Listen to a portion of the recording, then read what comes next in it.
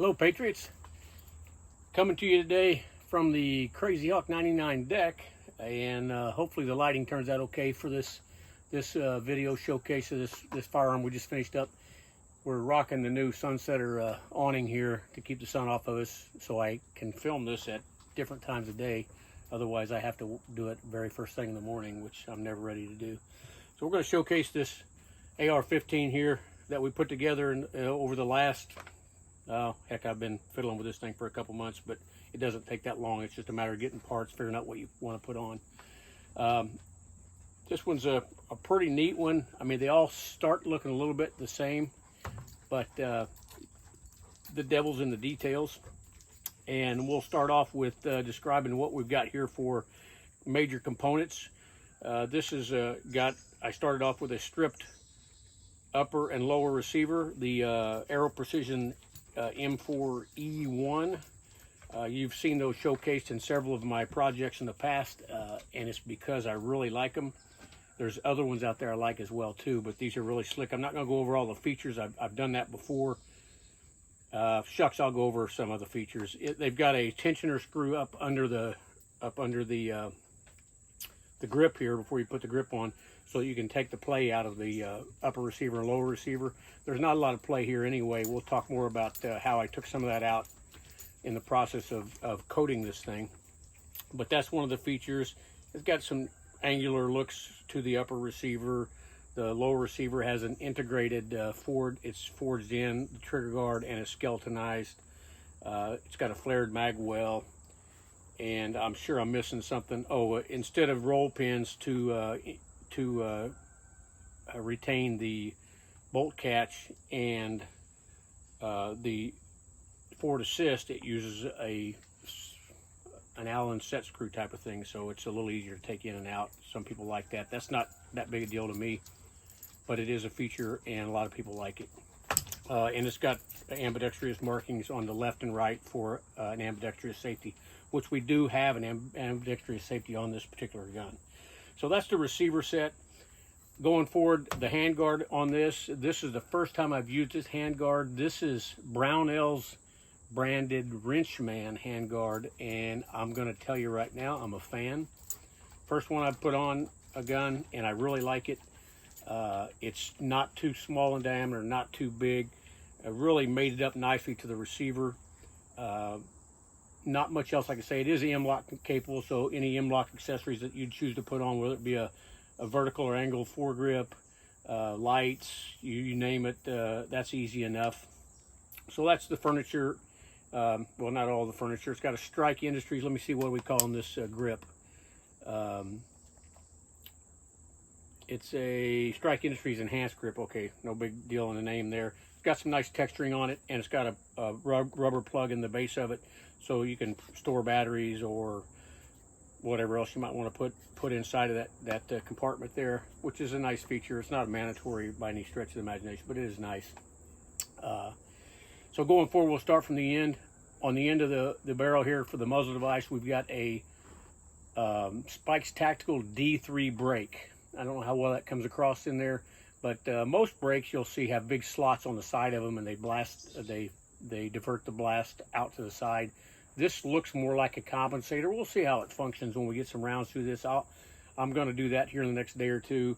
I'm going to put some test rounds through it and also zero this optic here. And I'll roll that footage in probably at the end of this, or perhaps somewhere in the middle. We'll see how that works out.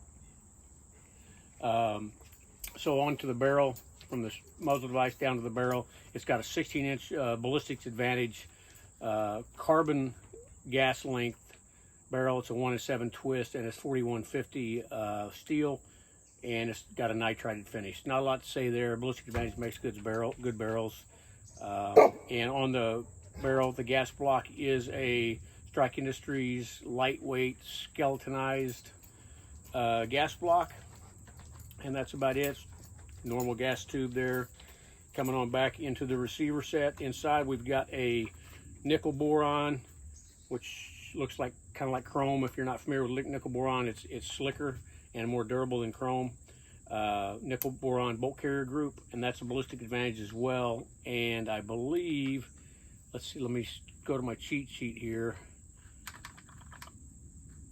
I should probably go in the order of the cheat sheet so it doesn't slow me down, but I didn't do that.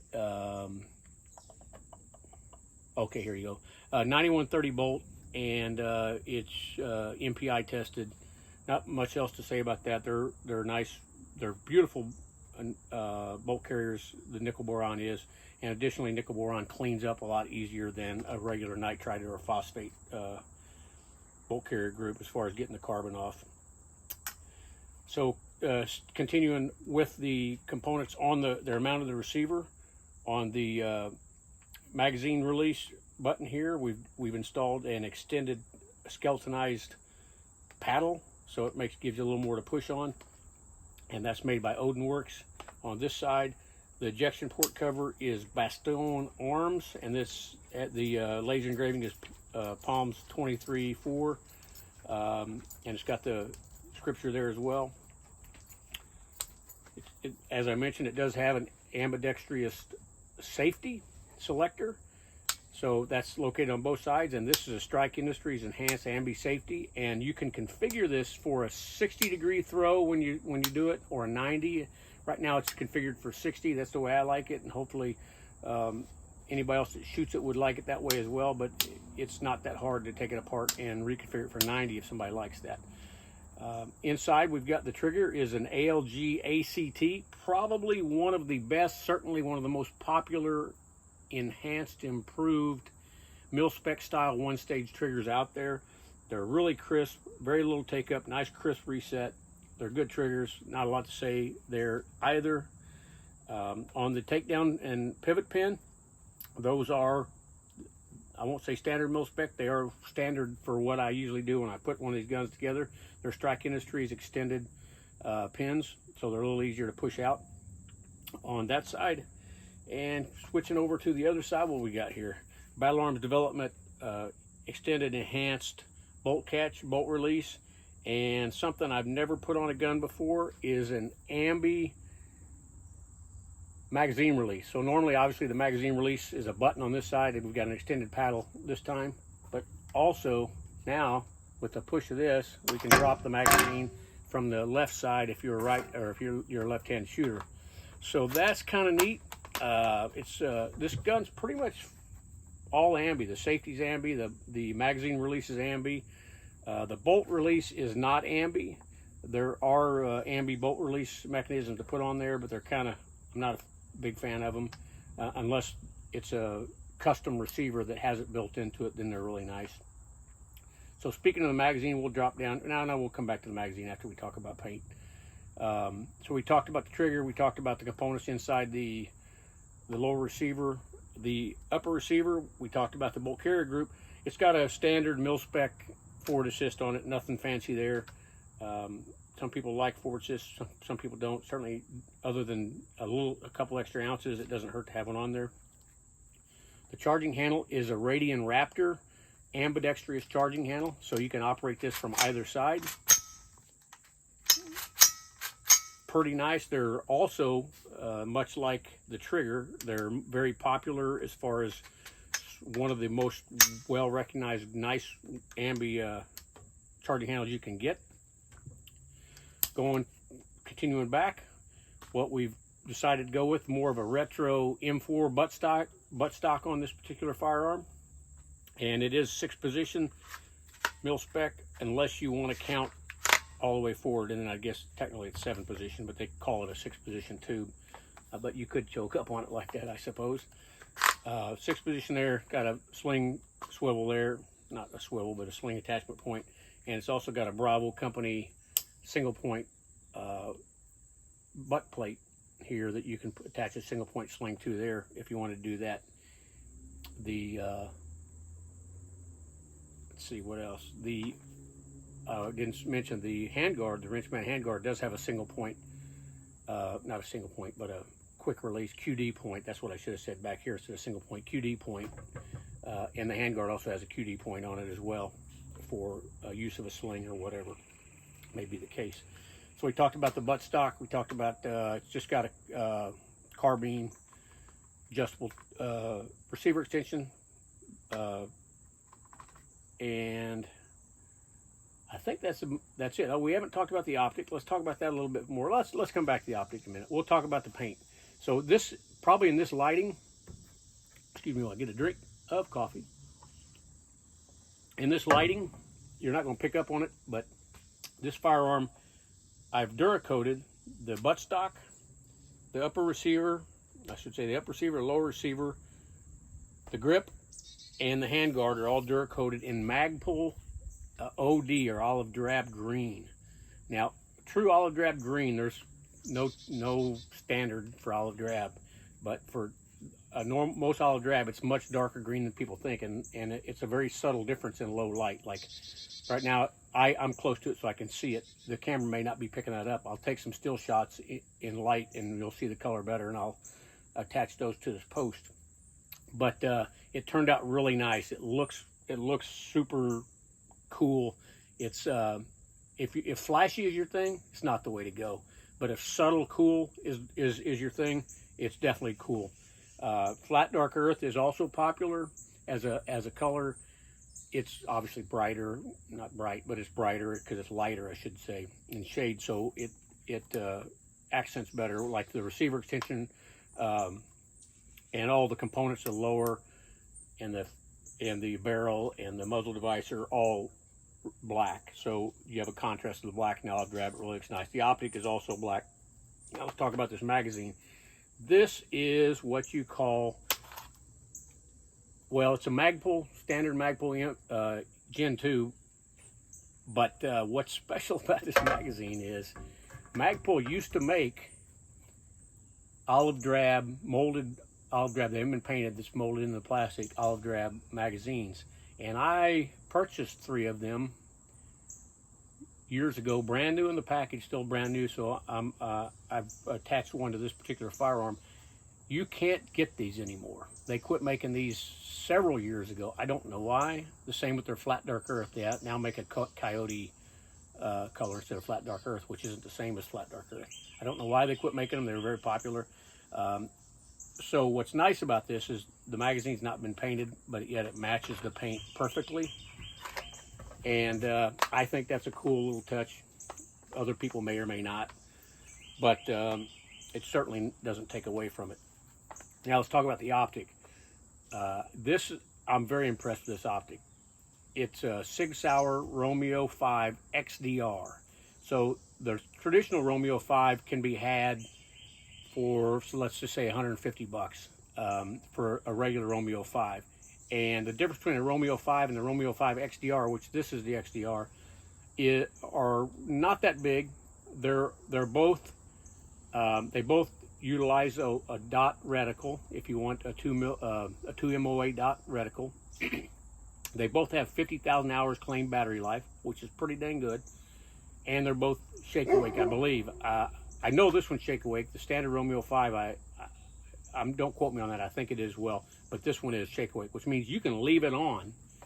And if this is your go-to defensive weapon in your home, for example, you just leave the optic on. When it moves, well, after a certain period of time, the reticle is extinguished if you leave it on. But as soon as you move the gun, it comes back on again, so you don't have to fiddle around and turn it on. Or you can manually turn it off if you'd like. Well, if there's a truck gun or something like that, you wouldn't want it necessarily to be left on because it's always going to be moving and it'll always be on. But so that's one of the big. But the difference between this for sure and the regular Romeo 5 are 2 primary things. One is the battery. This little round thing down here, it uses a AAA battery. I don't know if I can get it off. I can. AAA battery, whereas the regular Romeo 5 uses a watch type battery, like a 2032 CR 2032 or something like that. And these are just easier to come by, and you still get the battery life out of it. It's easier to change, in my opinion, and I thought that was a nice feature. The other main feature, like I said, it has, like the traditional Romeo 5, the XDR has a 2 MOA red dot as the dot, but even better than that, you can select a 65 MOA circle.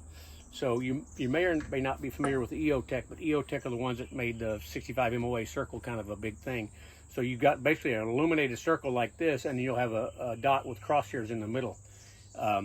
And the cool thing about that is, at most engagement ranges, if you just put that circle over, let's just say you're shooting at a bad guy, not a good guy, but a bad guy, you put that circle over a bad guy, it draws your focus and your aim much faster to the target. I like it. If you don't like it, it's easy enough to just switch it over to a dot only as opposed to the 65 MOA reticle. But I think it's a pretty cool thing. It also comes standard with this little cool rubber dust bikini or whatever that's made for it to keep the dust off of it. If it was a go-to gun, you probably wouldn't have that on. But if it's a range toy or whatever, then you want to leave that on. Well, I don't know. No iron sights or flip-up sights at this time. The reason for that is Magpul has been teasing us for about a year now with their MBUS, which are their polymer, really popular. The ones that are currently out are the Gen 2. They've been teasing us for a year about with their Gen 3, which are a little smaller profile. They got another couple other features like the front sight for the Gen 2. Like most others, you have to use a tool to adjust the sight. With the Gen 3, you don't. And I've been waiting for those to come out to put on this gun. They say summer of 2022. It doesn't say late summer, early summer. I think we're waning on the summer.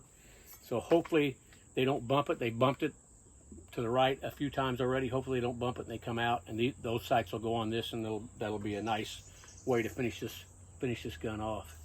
But shucks, that's about it. Like I said, I'll try to roll in some shooting footage. If you've got any questions about this particular gun or any other questions about a build in general that you may be interested in doing, by all means, post them in the comments. And if you haven't already, I would really appreciate it if you give me a like and subscribe on YouTube. And when you're watching this video, you'll see it pop up on our Freedom Unfurled page for sure. But when you go to watch it, click that little thing up in the top that says open in app, so that you can like it and comment on it in YouTube. You can't do that if you watch it without clicking that open in app. You won't even allow you to give it a like. So that being said, that's about all I got for you. I appreciate you watching. Enjoy this little bit of shooting footage. We're going to do a little bit of test fire, and then we're going to do some zeroing. All right, y'all have a great day. Crazy Hawk 99 out.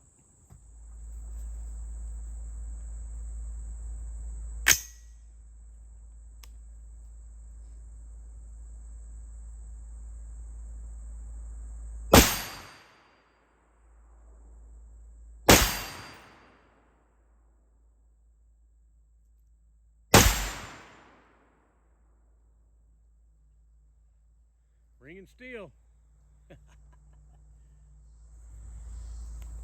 I know what you're thinking. He's laying down. He's cheating. All right, you're right. It's pretty hot out. I'm getting old. So anyway, let's see if we can hit it a couple more times.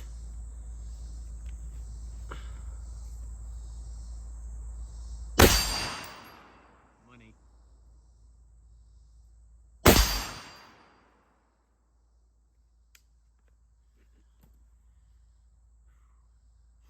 I love the smell of cordite in the muggy, hot afternoon.